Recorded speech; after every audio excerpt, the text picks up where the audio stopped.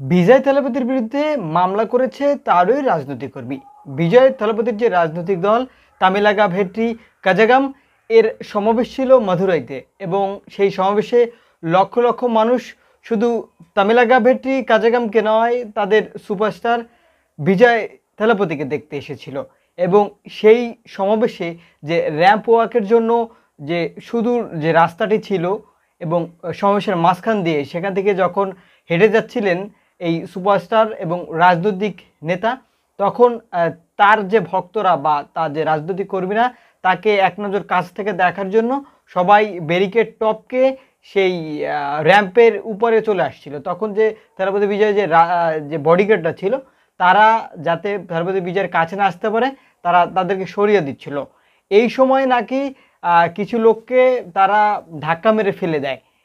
এই অভিযোগ তুলে তারা মাদুরাইতে মামলা করেছে থালাপতি বিজয় সহ তার যে বডিগার্ড ছিল তাদের বিরুদ্ধে।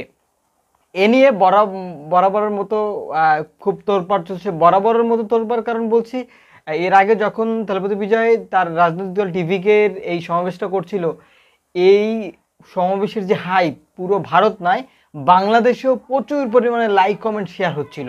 এবং শুধু তামিল নয়, পুরো ভারত জুড়েই এই ক্রেজি বা এই যে পাগলাটেপনা মানুষের যে এই নায়ককে নিয়ে এবং এই নায়কের নতুন রাজনৈতিক দলকে নিয়ে এটি কিন্তু দেখা গেছে। এবং এইখান থেকে তারা ঘোষণা দিয়েছিল যে এই মোদির বিরুদ্ধে তারা রাজনৈতিকভাবে লড়বে এবং মোদি ফ্যাসিস্ট, মোদির রাজনৈতিক দল বিজেপির উদ্দেশ্যে তারা বিভিন্ন বক্তব্য দিয়েছে। আলটিমেটলি তারা বলা চলে যে প্রকাশ্যে রাজনৈতিক যুদ্ধে নেমেছে বিজেপির সঙ্গে এবং মোদির সঙ্গে।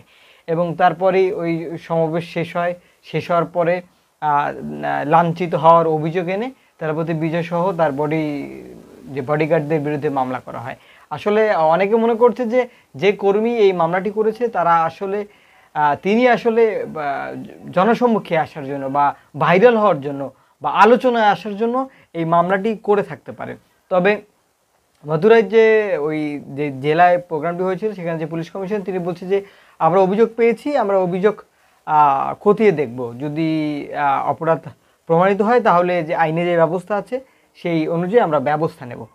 এবং এই অবস্থায় এখন বর্তমানে রয়েছে। এবং থালাপতি বিজয়ের যে রাজনৈতিক এই যে দল টিভিকে তামিলাগা ভেট্রি কাজাগাম তারা কিন্তু ভালো একটা ফ্যান পেজ ক্রিয়েট করতে পারছে যে মধুরাইতে যে প্রোগ্রামটি করেছে তার মাধ্যমে। এবং বলা চলে আগামী 26 সালে নির্বাচনে থালাপতি বিজয় অংশগ্রহণ করবে তাদের এই রাজনৈতিক দল নিয়ে। দেখা যাক কি হয়।